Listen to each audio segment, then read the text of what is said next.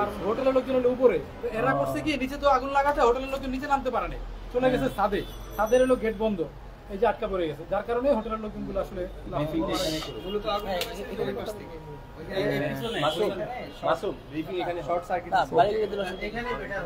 Short circuit হয়ে এখানে gas ছিল ওদের ওই এই জায়গায়, হ্যাঁ ওদের যে ইয়ে করে ক্লিন করে স্প্রে করে গ্যাস ছিল, ওই গ্যাসটা ফেটে গেছে।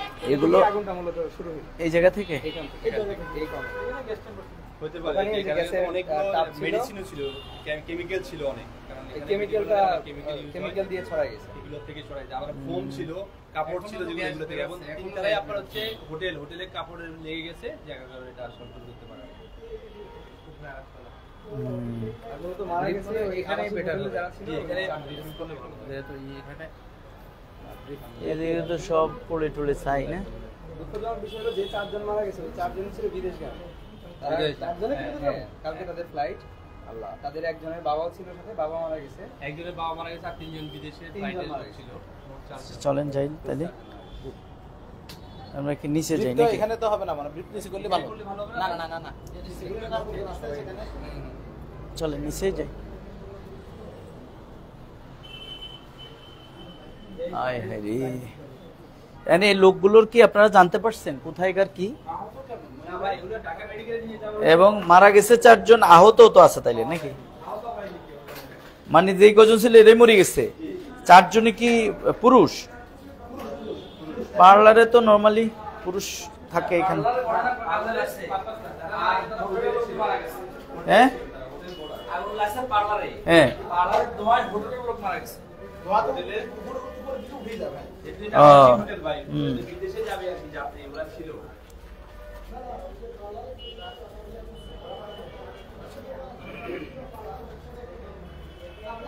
আগুন লাগার পর আপনারা লোকজন নিয়ে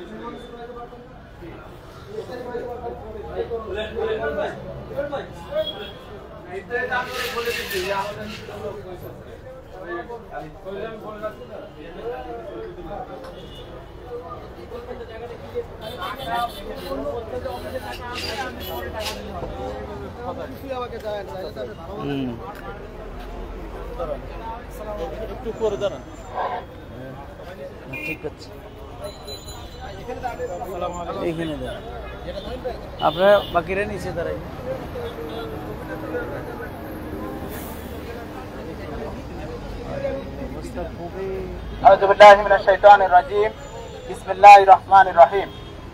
বাংলাদেশের গণমানুষের প্রিয় সংগঠন বাংলাদেশ জামাত ইসলামী ঢাকা মহানগরী উত্তরের আজকে যে এই শাহজাদপুরের একটি মর্মান্তিক ঘটনা ঘটেছে, অগ্নিঘাত ঘটেছে, এবং সেখানে যে 4 জন লোক মারা গিয়েছেন সেই বিষয়ে দেখাশোনা করার জন্য এবং আমরা খোঁজ নিয়ে হাসপাতালেও যাওয়ার জন্য চেষ্টা করবো ইনশাআল্লাহ।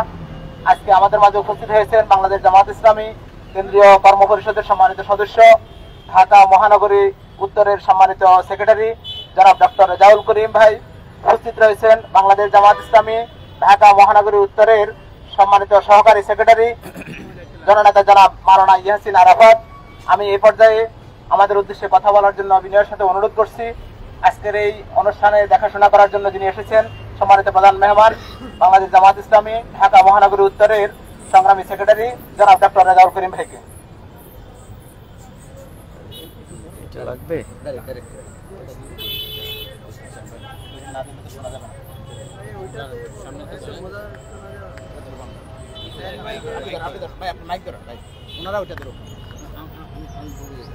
আসসালামু আলাইকুম ওয়া রাহমাতুল্লাহি ওয়া বারাকাতুহু।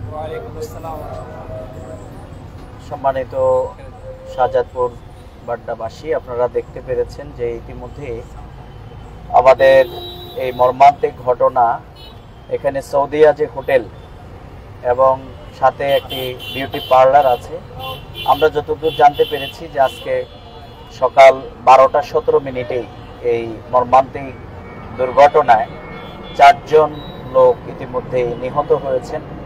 ইন্না লিল্লাহি ওয়া ইন্না ইলাইহি রাজিউন। আমরা আল্লাহ তাআলার কাছে দোয়া করি যারা নিহত হয়েছেন এই ইমানদারদেরকে আল্লাহ তাআলা তাদেরকে জান্নাতুল ফেরদাউস নসিব করুন, এবং তাদের শোকাহত পরিবারের প্রতি আমরা বাংলাদেশ জামাত ইসলামীর সম্মানিত আমিরে জামাত ডক্টর শফিকুর রহমান, তিনি সাথে সাথেই এই ঘটনায় খোঁজ খবর নিয়েছেন এবং আমি এখানে আসার আগেও তিনি আমাকে ফোন দিয়েছেন। আমাদের মহানগরীর সম্মানিত আমির জননেতা জনাব মোহাম্মদ সেলিম উদ্দিন, তিনি আমাদেরকে পাঠিয়েছেন ঘটনা পরিদর্শন করবার জন্যে। সকালবেলায় আমাদের প্রশাসনের নেতৃবৃন্দের সাথে আমাদের এই এলাকার নেতৃবৃন্দ আমাদের ছিলেন। আমরা ঘটনা যতদূর আমরা জেনেছি এটি একটি দুর্ঘটনা অথবা তার অন্য কিছু কিনা, আমরা প্রশাসনকে সেটি খতিয়ে দেখার জন্য আমরা অনুরোধ করব।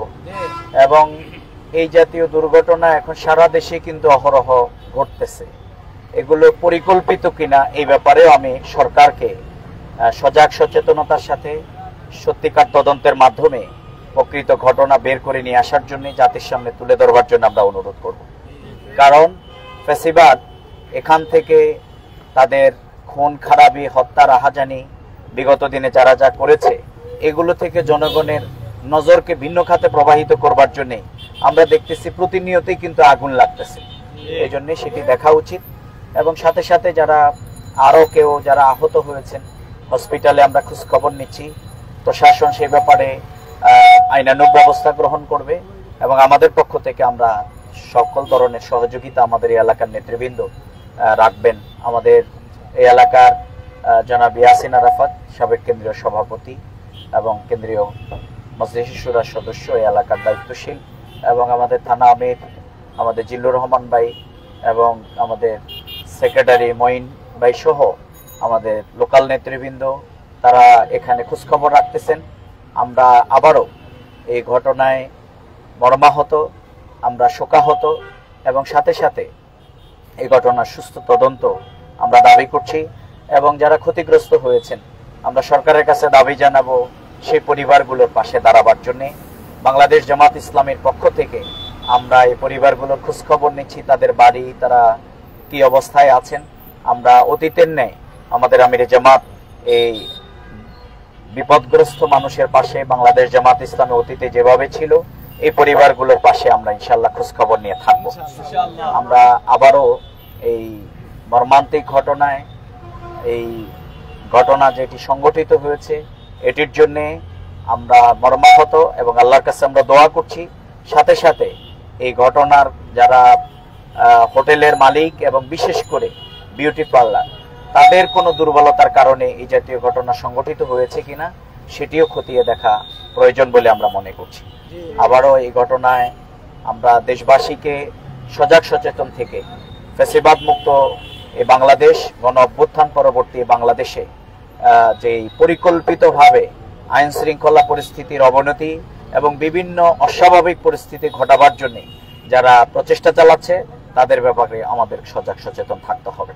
আমি আজকের এই ঘটনায় যারা আমাদের নেতৃবৃন্দ সকাল থেকে খোঁজখবর রাখছেন এবং আগামী দিনেও আপনারা এখানে প্রশাসনের সাথে মিলে সহযোগিতা করবেন, আমরা সে প্রত্যাশা ব্যক্ত করে সবাইকে আন্তরিক ধন্যবাদ এবং মোবারকবাদ জানি। যারা এরকম মর্মান্তিক ঘটনায় পুড়ে নিহত হয়েছেন তারা সত্যি তাদের পরিবারগুলোর আজকের কি অবস্থা এটা ভাষায় বর্ণনা করা যায় না। এবং তাদের সন্তান সন্ততি, তাদের পরিবার পরিজন, বাবা মা কে কিভাবে আছেন আমরা সেটি জানি না। আমরা খোঁজখবর নিচ্ছি, আমরা তাদের প্রতি সমবেদনা জ্ঞাপন করছি। আবারও মহান রব্বুল আলামিনের কাছে দোয়া করছি আল্লাহ তাআলা তাদেরকে জান্নাতুল ফেরদাউস নসিব করুন। সবাইকে ধন্যবাদ এবং মোবারকবাদ জানিয়ে আমাদের আজকের এই পরিদর্শনের কার্যক্রম আমরা সমাপ্ত ঘোষণা করছি। আসসালামু আলাইকুম ওয়া রাহমাতুল্লাহি ওয়া বারাকাতুহু।